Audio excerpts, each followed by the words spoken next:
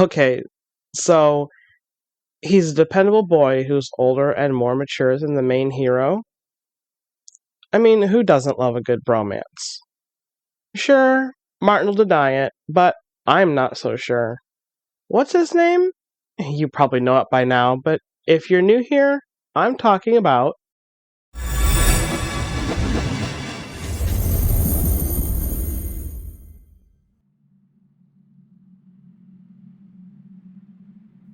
Tam McNamara. Element Earth. Zodiac Pisces. February 18th. Blood type A.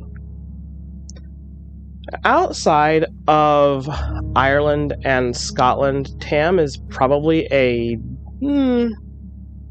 unique sounding name, but it's actually just a shortened form of Thomas, and his name means twin. Here's a mild content warning for loss of life. I won't talk too much about it, but this is probably the most heartbreaking aspect of Tam's character, because just like Martin, he also had a twin brother named Broderick, which is actually Irish for brother. Tragedy struck for the McNamara family very shortly after the two were born, and Broderick passed in the night. In modern era, we'd call this SIDS, or sudden infant death syndrome. What that all means is any loss of life of an infant younger than 1 year old, where the cause can't be determined.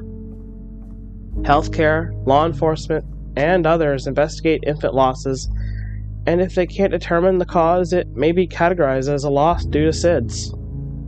The SIDS can be fairly common, and it's something that new parents have to be vigilant of, but not every unexpected loss of an infant is SIDS.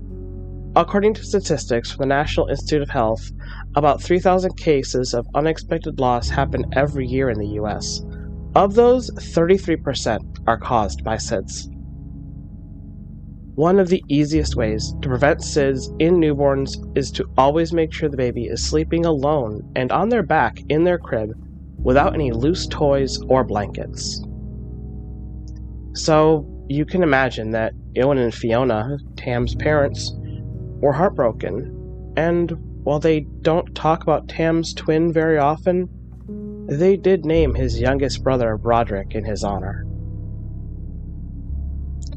Now, of course, Tam does know about this. It makes him mildly uncomfortable, but with a 7-year difference between him and his brother and a 6-year difference between he and his sister Mary, he doesn't do a lot of interacting with his siblings.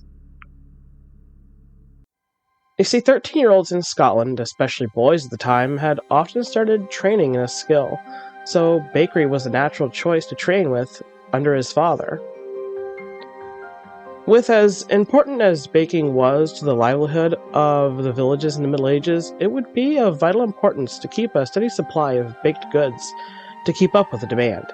Keep in mind that nearly every meal in the Middle Ages contained bread. It was far more plentiful than meat and could be flavored in a number of different ways. Apart from McTeague, Tam lives furthest from the village because of the bakery. Ovens in the Middle Ages would be started in the morning and wouldn't stop burning until late at night. Because of this, it was always hot, and in the dry seasons they could actually set fire to surrounding buildings. For that reason, Tam's house was built closest to the forge and furthest from the village, meaning that the McNamara family and the Smith family spend a lot of time together. Tam is shy, gentle, dependable, and serious, with a down-to-earth attitude that serves him well as the type of friend who's not only good at keeping secrets, but good at recognizing when those he cares for are in over their heads. Earth elemental people like Tam are often hardy and good with their hands. They have a good endurance and down-to-earth attitude. Often they take to jobs involving building or serious work like military and law. This works because often Tam is the level-headed mediator between the Riddell siblings. Martin's fire gets whipped up by Shane's wind, but a good sturdy rock between them can help mitigate those really bad arguments.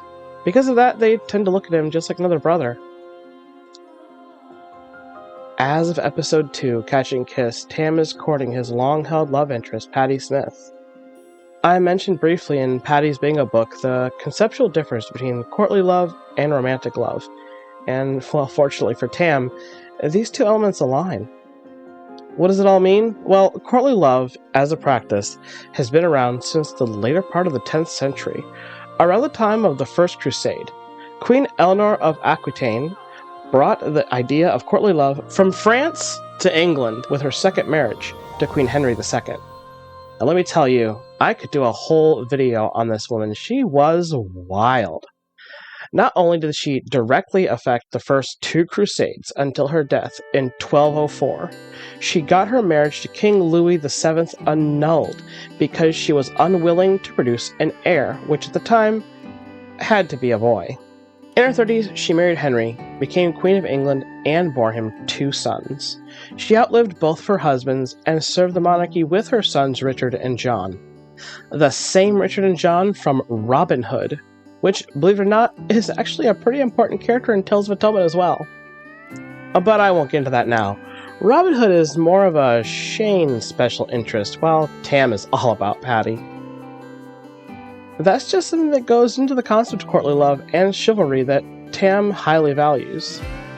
This concept would have spread north of England into Scotland, which is why Madeline recognized Tam's intentions for Patty immediately. I do believe they are courting. Under chivalric code, marriage was considered successful if the match brought marital advantage to oneself and one's family.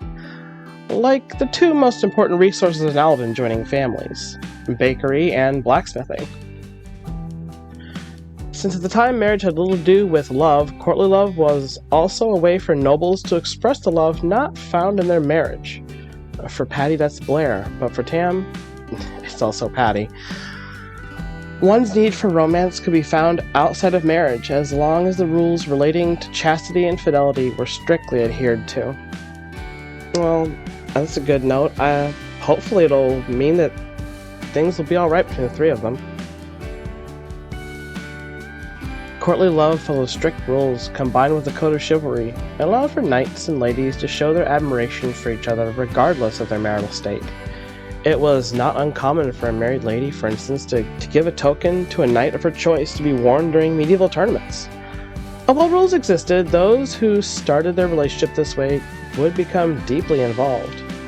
I mean, in the legend of King Arthur, his own queen, Guinevere, fell in love with Sir Lancelot.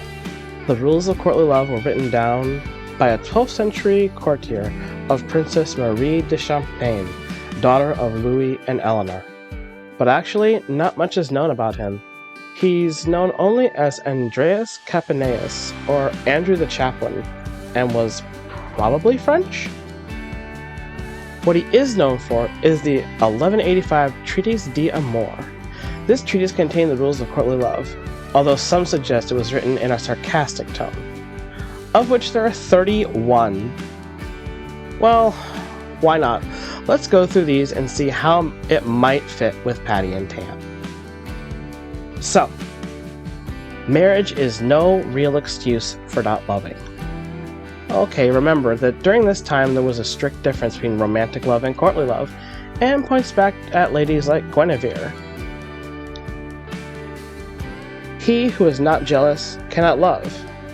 I can't say I like this one. Jealousy usually means a lack of trust. No one can be bound by a double love. At first I thought this meant loving more than one person at once, but it actually means the difference between, say, familial love and the love between lovers. It actually is a decry against incest, which was extremely prominent among the monarchy for centuries. It is well known that love is always increasing or decreasing.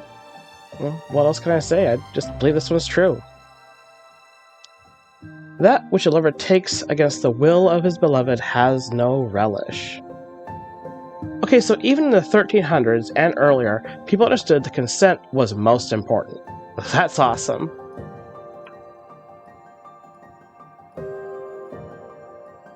Boys do not love until they arrive at the age of maturity. I guess that's what the difference was between Tam and Martin. We saw that in episode 2. Tam said, "To be aged now too, Marty. You might want to start thinking of Chatsonay Mill when she gets older."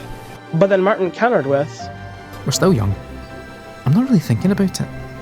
I will when I'm ready, I guess. When one lover dies, a widowhood of 2 years is required for the survivor.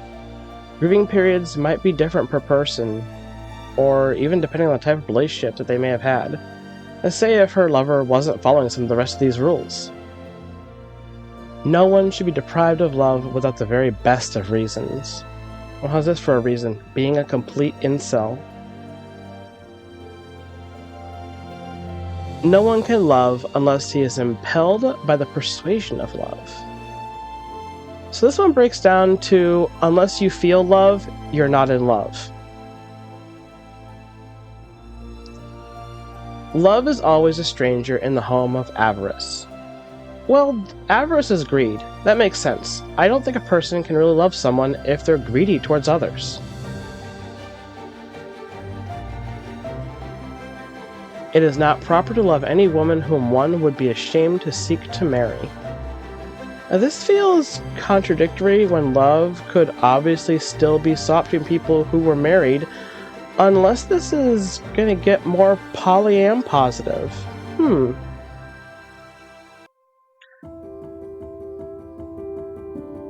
A true lover does not desire to embrace in love anyone except his beloved. Gosh, this one sounds more like Tam than any of the ones I've come across so far. When made public, love rarely endures. Okay, I'm not entirely sure what this one means. Oh, I think they're talking about keeping a true romance secret? Maybe we can figure this one out together. Leave a comment down below if you think this means something different than that. The easy attainment of love makes it of little value. Difficulty of attainment makes it prized. You know, my mom keeps saying things like this. It means anything worth having takes effort.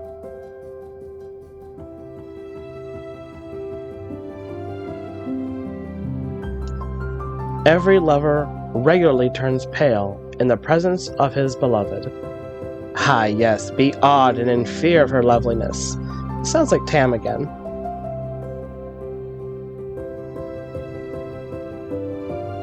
When a lover suddenly catches sight of his beloved, his heart palpitates.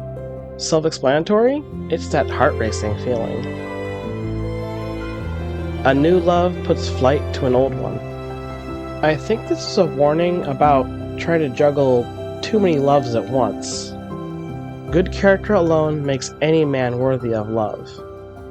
And being a nice guy, TM, doesn't count. Actually, having a good character means you do what you do because that's who you are, not because you're trying to convince her.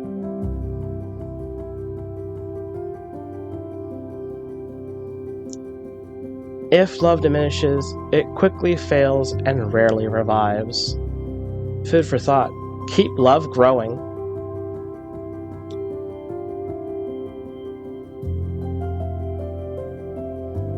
A man in love is always apprehensive. That's a toxic trait. I do not care. Being with someone shouldn't make you feel apprehensive.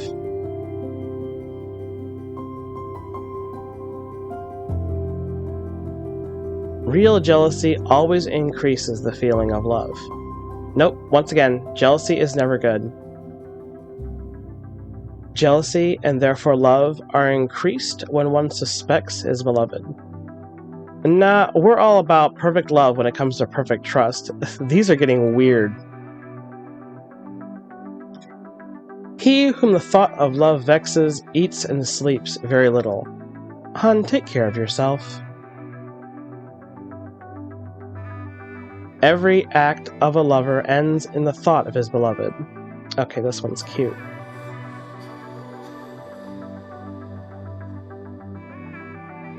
A true lover considers nothing good except what he thinks will please his beloved. Definitely some nice ones here. Other ones, not so much. It's easy to see how these rules have really informed the culture of monogamy, especially among Christians. Love can deny nothing to love. Yeah, just don't lie to each other. A lover can never have enough of the solaces of his beloved. That's sweet. A slight presumption causes a lover to suspect his beloved.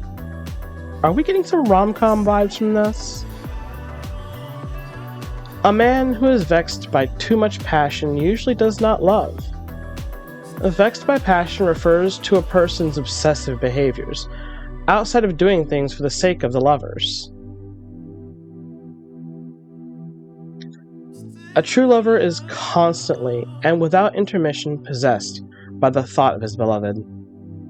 Yeah, I just don't understand this one personally, but it really makes me think of Tam.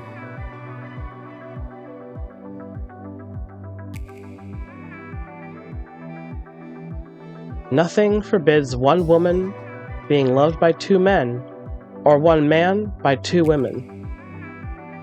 That's actually pretty great, but I'd amend this for modern times to include polycules of gay men, lesbians, non-binary lovers, whatever.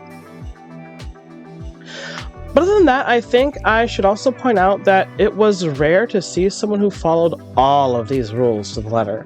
This code only really created a framework that many chivalric writers valued, sort of like how we have tropes for writing today. Although a lot of these rules can be boiled down into a pretty basic list. The lover looks upon his beloved as one who is higher and can be approached only with the suppressed awe and wonder. The lover's body is deeply disturbed with a malady-like sickness. The lover becomes his beloved's servant. He proves his loyalty and patience by seeking to obtain her nearly unattainable affections. The lover always dwells inwardly on the beloved. Jealousy disturbs love, for a true lover is always loyal. Such pursuit empowers the lover's prowess, courage, and obedience. He may even be moved to greater piety and loyalty to his kingdom. Well, so what does that all mean? Where's Tam's kingdom? Alden, of course. He's willing to serve Patty, bake her bread, and all his thoughts are on her. It's charming, kind in a way that's really rare in the modern day and in the future. I guess that's why so many of them picked the bear? I wonder if I should do a video on that.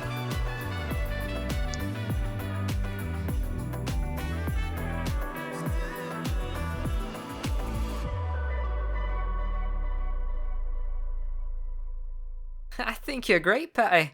We'll have the warmest hearth in the village someday.